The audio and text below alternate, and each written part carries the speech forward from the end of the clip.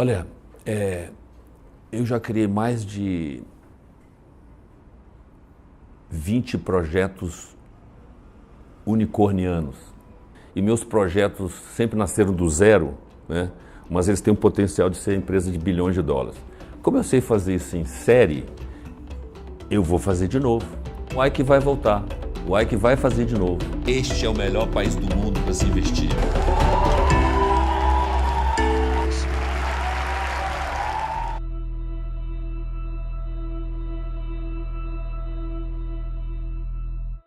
This is my country. Eu não tenho... Ike Batista, sabe o que eu tenho, cara? Eu tenho minha casa aqui, minha casa em Angra e um lanchão. That's it.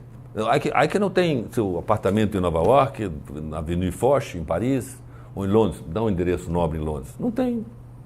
Eu sou assim. Fali no petróleo. E se você me perguntar por que eu falei no petróleo, depois de você construir 11 minas de ouro e de minério de ferro com sucesso, por que eu vou errar? Mas você acha que você vai fazer de novo, tá? Falhei feio. Falhei feio e confiei demais. Na verdade, a OGX, que era a maior empresa do grupo, foi onde teve o problema, não as outras.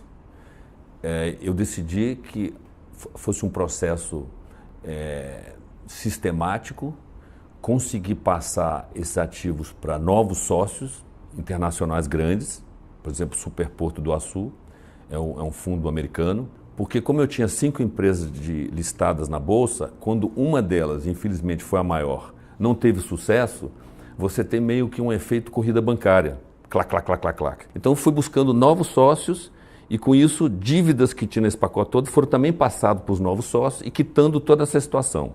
Praticamente todo o meu patrimônio está preso entre acertos de dívida e o meu problema judicial.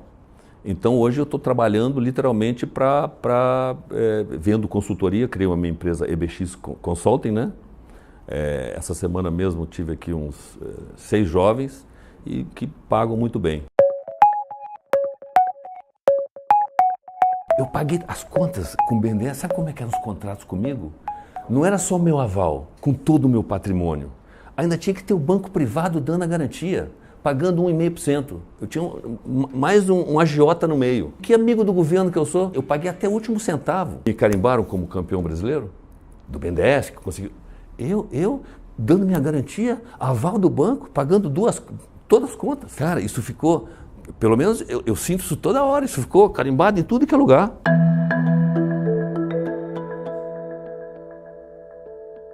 Minha convivência com o Cabral não era amigo do Cabral. Ele enxergava que eu era um empresário que trazia investidores, estava promovendo riqueza, gostava de ajudar, de ter o meu lado social. Foi ajudar o Beltrame aí nas 80 milhões de reais nas UPPs. Eu nunca tive um contrato com o governo de nada.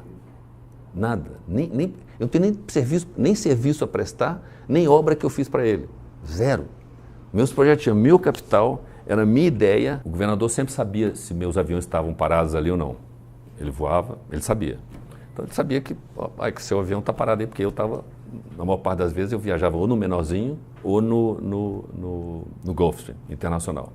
Então, fake news. Eu emprestei meu avião 3 vezes para o Cabral. Ele foi para as Olimpíadas, eu acho que o prefeito foi junto. Uma segunda, sabendo que meu avião estava disponível, que você pode me emprestar para minha família para ir para, eu acho que foi para Miami. Nessa última vez, nesse infeliz acidente, eu usei isso como a chance de dizer, eu nunca mais vou emprestar um avião para um político.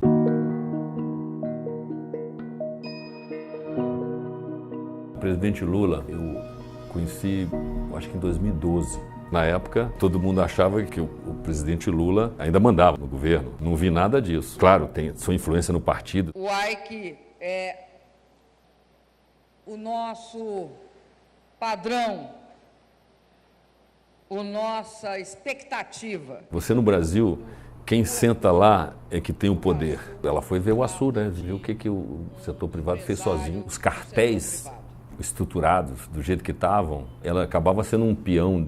Você vê que o sistema estava amarrado nessa estrutura boçal das empreiteiras que pilotavam o Brasil.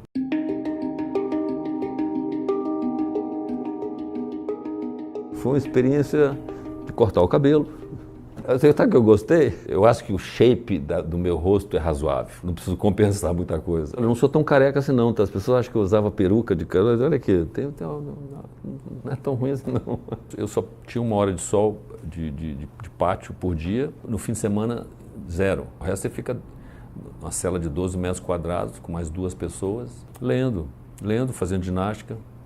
Eu, na minha hora, eu corria, fazia minhas flexões, via Jornal Nacional. Um dos medos que eu tive, assim, é pegar alguma coisa. Desde problema de pele, micoses e geral. Graças a Deus eu tive um dos meus colegas de cela, tinha toque, então era mega higiênico. Na minha ala tinha um matador, Maranhão, Pernambuco, que, enfim, supostamente 200 assassinatos. Algumas vezes me batia assim um medo do sistema. Por exemplo, gente que achava que eu ia fazer delação, que não ia fazer delação, aí você pô, peraí, será que tem gente interessada em fazer alguma coisa?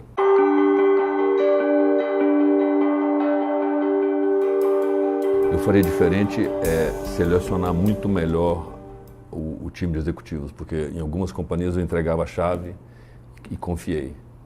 Não posso fazer isso. Eu, como brasileiro, cara, você acha que eu acho graça? Se eu estou reclamando dos bilhões que foram torrados em projetos que não geram nada, me dá raiva. 600 bilhões de reais? Imagina o que daria para fazer 600 bilhões de reais. Você fez muita gente milionária. Essas pessoas hoje, elas falam com você? A maior parte não. Tive a chance de estar esse período com o Ike, ganhei um dinheiro que eu nunca esperava ganhar e... Talvez o nosso país explique, né? É tudo tão errático, né? Fica magoado com esse comportamento dessas pessoas, né? Que ganham dinheiro e hoje não falam? Cara, olha, você sabe que não. Sei lá vi. Sabe? Sei lá vi.